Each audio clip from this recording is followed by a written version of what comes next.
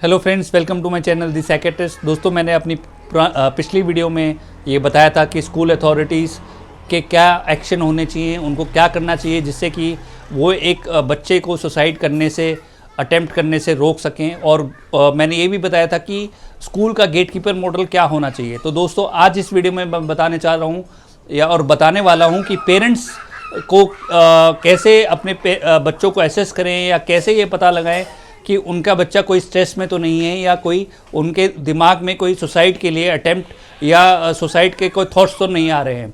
तो today I will be telling about role of parents in avoiding suicide for their young once.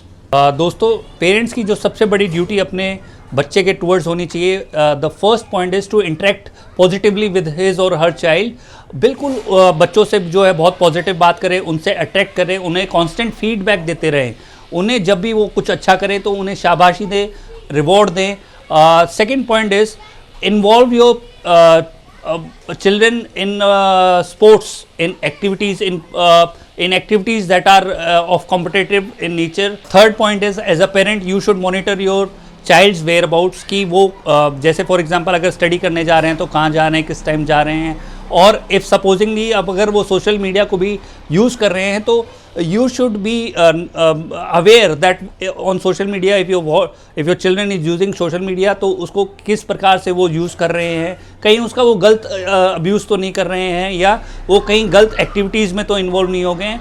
तो this is the way you use to, मतलब आपको ये aware होना चाहिए कि आपका बच्चा क्या कर रहा है, कहाँ जा रहा है, और अगर सोशल मीडिया को यूज़ कर रहा है तो कैसे यूज़ कर रहा है, किन लोगों से इंटरेक्ट कर रहा है। The fourth and the most important point is you should be aware कि आपके बच्चे के दोस्त कौन हैं, वो किस बैकग्राउंड से आते हैं, उनके पेरेंट्स कौन हैं, उनके पेरेंट्स से आपको इंटरेक्ट करना चाहिए।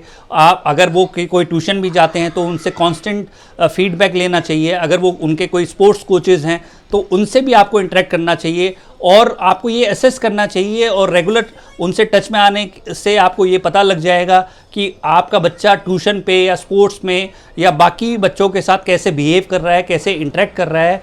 और कहीं ना कहीं आपको एक साइन मिलेगा कि आपका बच्चा अगर लो फील कर रहा है या कुछ भी उसके दिमाग में सुसाइड को लेके है या डिप्रेशन में है या टेंशन में है, तो वो आपको पता चल जाएगा। And these are the small clues जिससे कि आप अपने बच्चे को सुसाइड कमिट करने से या सुसाइड के विचारों से निकाल सकते हैं, बचा सकते हैं। Fifth point is limit your child access to prescriptions of drugs, alcohol, smoking या कोई भी वो दवाई, जैसे उनको बार बार फ्रीक्वेंट हेडेक हो रहा है या बुखार हो रहा है तो उन सब ड्रग्स से भी आप उनको लिमिट करें और उस फीवर का, उस हेडेक का कॉज क्या है वो जानने की कोशिश करें, है ना। सब कई बार ऐसा होता है when you try to wake up your child in the morning and he says mama I am not feeling good, I am having stomach ache, so there could be possibility कि वो जाना नहीं चाहता है। तो वो रूल आउट करना है कि वो स्कूल में क्यों नहीं जाना चाहते हैं और वो बार बार स्कूल से क्यों छुट्टी ले रहे हैं। और आप most important point here I want to add is